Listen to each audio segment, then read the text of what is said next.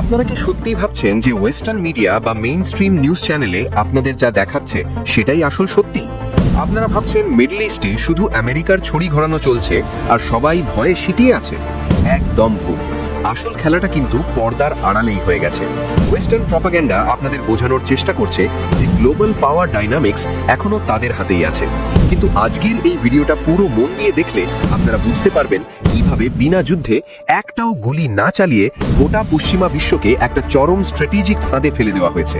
আর এই পুরো মাস্টার প্ল্যানের পেছনে মাস্টারমাইন্ড কে জানেন? আমাদের দেশ ভারত। হ্যাঁ, ঠিকই শুনছেন।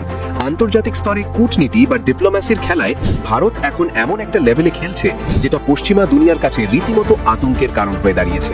একবার জাস্ট ভাবুন, পেন্টাগনে বা হোয়াইট হাউসে এখন কি লেভেলের এমার্জেন্সি মিটিং চলছে। কারণ এই মুহূর্তের সবচেয়ে বড় ব্রেকিং নিউজ হলো ইরান হঠাৎ করে একটা মারাত্মক ঘোষণা করে দিয়েছে। তারা পরিষ্কার জানিয়ে দিয়েছে যে গোটা ইউরোপ, ইসরায়েল আর আমেরিকার জন্য হরমুজ প্রণালী বা স্ট্রেট অফ হরমুজ পুরোপুরি ব্লক। পশ্চিমা দেশগুলোর কোনো জাহাজ ওখান দিয়ে যেতে পারবে না। কিন্তু সব থেকে বড় চমকটা কোথায় জানেন? এই চরম উত্তেজনার মধ্যেও ইরান অফিসিয়ালি ডিক্লেয়ার করেছে যে ভারতের তেলের জাহাজের জন্য এই রাস্তা 100% খোলা থাকবে। যে হরমুজ প্রণালীতে ইউরোপ আমেরিকার জাহাজ ঢুকলে আটকে দেওয়ার হুমকি দেওয়া হচ্ছে, সেখানে ভারতের পতাকাধারী জাহাজ দেখলে ইরানের আর্মি রীতিমতো এসকর্ট করে বের হতে দিচ্ছে। আটকে থাকা ভারতের 30-35টা জাহাজ খুব সহজেই তেল নিয়ে ভারতের দিকে বেরিয়ে আসতে পারছে। ভারতের যে 10,000 কোটি টাকার ক্ষতির সম্ভাবনা তৈরি হয়েছিল সেটা এক লহমায় ভ্যানিশ। কিন্তু প্রশ্ন হলো, হঠাৎ এমন কি হলো? ভারত ঠিক কোন জাদুর কাঠি ঘোরালো যে সমীকরণটা 180 ডিগ্রি ঘুরে গেল? এবার একটু খবরের ভেতরের খবরে যাওয়া যাক। গত এক সপ্তাহ ধরে ভারত কিন্তু ইরান ইস্যু নিয়ে একদম স্পিকটি নট ছিল। ওয়েস্টার্ন মিডিয়া রটার ছিল ভারত বোধহয় আমেরিকার চাপে ভয়ে পেয়ে চুপ করে আছে। কিন্তু ভারতের এই সাইলেন্স কোনো দুর্বলতা ছিল না, এটা ছিল ঝড়ের আগের নিস্তব্ধতা। কারণ এর ঠিক আগেই আমেরিকা ভারতের পিঠে একটা ছুরি মেরেছিল। ভারতের আমন্ত্রণে ভারতেরই মিলিটারি এক্সারসাইজে যোগ দিতে আসা একটা ইরানি জাহাজের উপর কোনো এথিক্স বা লয়্যালটি মেনটেন না করে আমেরিকা সাবমেরিন থেকে টর্পেডো হামলা করে বসে। ভারতের অতিথিকে মারা, এটা ভারত একদমই ভালোভাবে নেয়নি। ভারত খুব ভালো করেই বুঝে যায় যে আমেরিকা আসলে চাইছে এই সুযোগে ভারতকে এই যুদ্ধের পাকে টেনে নামাতে। কিন্তু ভারতের অঙ্ক আলাদা। ভারত জানে এই ইসরায়েল প্যালেস্টাইন বা রাশিয়া ইউক্রেন যুদ্ধে যদি তারা ডিরেক্ট পার্টিসিপেট করে তাহলে 25টা দেশের নিয়ে থার্ড ওয়ার্ল্ড ওয়ার শুরু হয়ে যাবে। ভারত এই ফাঁদে পা দিতে রাজি ছিল না। সবাই ভাবছিল আমেরিকা ভারতকে নিজেদের দিকে টেনে নেবে, কিন্তু খেলাটা অন্যভাবে ঘুরে গেছে। ভারতের কালকের এই চালটাকে জিও পলিটিক্সের ভাষায় বলা যায় এই শতকের অন্যতম সেরা মাস্টার স্ট্রোক। ভারত জাস্ট একটা কাজ করলো। কাল ভারতের বিদেশ সচিব বিক্রম মিস্ত্রি চুপচাপ ইরানের দূতাবাসে গেলেন আর খামেনির মৃত্যুতে রাখা শোক বার্তায় বা কন্ডোলেন্স বুকে অফিসিয়ালি সই করে এলেন। ব্যাস, জাস্ট একটা সই আর গেম ওভার। ইরান পরিষ্কার মেসেজ পেয়ে গেল যে খামেনির মৃত্যুতে ভারত শোকাহত এবং ভারত কোনোভাবেই আমেরিকার এই নোংরা যুদ্ধ বা আগ্রাসনের অংশীদার নয়। ইরান এটাও জানে যে এশিয়ায় ভারতই একমাত্র দেশ যারা আমেরিকার চোখে চোখ রেখে ট্যারিফ ওয়ার লড়েছে আর আমেরিকার মেরুদণ্ড সোজা করে দিয়েছে। চাবাহার পোর্টে ভারতের হিউজ ইনভেস্টমেন্টের কথাও তারা ভোলেনি।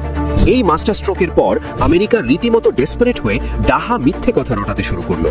ডোনাল্ড ট্রাম্প থেকে শুরু করে হোয়াইট হাউস রটিয়ে দিল নাকি তারা ভারতকে 30 দিনের ছাড় বা ওয়েভার দিয়েছে রাশিয়ার তেল কেনার জন্য।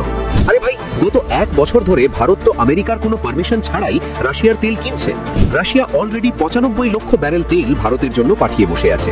এখন আমেরিকার পারমিশন কে চাইছে?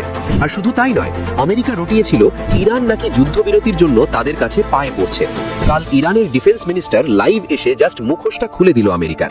তিনি সাফ জানিয়ে দিলেন, আমরা আমেরিকাকে কোনো ফোন করিনি, আমেরিকা ডাহা মিথ্যে কথা বলছে। ওরা এমন একটা ফাঁদে পা দিয়েছে যেখান থেকে বেরোনোর আর কোনো রাস্তা নেই। আগামী কয়েকদিন বা কয়েক সপ্তাহের মধ্যে আমরা হয়তো এমন কিছু দেখতে চলেছি যা গত কয়েক দশকে পৃথিবী দেখেনি। এই ইভেন্টটা শুধু আমেরিকা আর ইরানের মধ্যে আটকে থাকবে না, এটা গ্লোবাল এনার্জি সিস্টেমটাকে তাসের ঘরের মতো ভেঙে দেবে। কাতার অবরুদ্ধ হওয়ার পর এলএনজি সাপ্লাই নিয়ে একটা ক্রাইসিস তৈরি হচ্ছিল। কিন্তু কালকের এই মাস্টার স্ট্রোকের পর কি হলো জানেন? রাশিয়ার পাশাপাশি হঠাৎ করে অস্ট্রেলিয়া আর হ্যাঁ, সেই ক্যানাডা, জাস্টিন ট্রুডোর সেই ক্যানাডা যারা সারা দিন ভারতের সাথে ঝগড়া করে, তারা হঠাৎ করে নতুন সরকারের মাধ্যমে ভারতকে অফার দিচ্ছে, আমাদের থেকে এলএনজি নিন, আমরা 26 মিলিয়ন টন গ্যাস দিতে রেডি। বুঝতে পারছেন খেলাটা কোথায় চলে গেছে?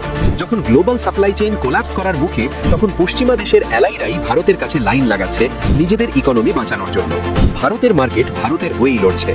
কোনো কানাডা, আমেরিকা বা ওয়েস্টার্ন মিডিয়ার সার্টিফিকেশনের ভারতের আর প্রয়োজন নেই। কিছু মানুষ আছেন যারা নিজেদের দেশকে বিশ্বাস না করে আমেরিকার সেনেটর কি বলল বা বিবিসি কি লিখলো সেটা নিয়ে লাফান। রাজনীতি করতে গিয়ে আন্তর্জাতিক স্তরে নিজেদের দেশকেই ছোট করেন। তাদের এবার আয়নায় মুখ দেখার সময় এসেছে। এই বিষয়ে আপনাদের কি মনে হয়? ভারতের এই ডিপ্লোম্যাটিক ব্যালেন্সিং গেমটা কি সত্যিই একটা মাস্টার স্ট্রোক নয়? আপনাদের মূল্যবান মতামত অবশ্যই কমেন্ট বক্সে জানান। আর যারা সত্যিকারের জিও পলিটিক্যাল অ্যানালিসিস বুঝতে চায়, ওয়েস্টার্ন মিডিয়ার ফেক নিউজের বাইরে গিয়ে আসল সত্যিটা জানতে চায়, তাদের সাথে এই ভিডিওটি শেয়ার করুন। চ্যানেলটি সাবস্ক্রাইব করে বেল আইকনটি চেপে দিন। চোখ কান খোলা রাখুন, কারণ ইতিহাস আমাদের চোখের সামনেই বদলাচ্ছে আর ভারত সেই ইতিহাসের স্টিয়ারিং হুইলে বসে আছে। দেখতে থাকুন। ধন্যবাদ।